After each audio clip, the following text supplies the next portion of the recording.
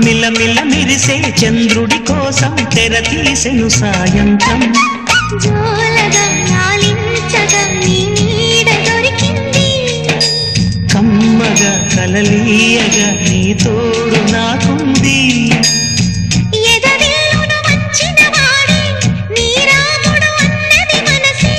గుడి తలుపులు తీయక ముందే వరమిచ్చెను దేవత ఎదురై నీదే కాచిని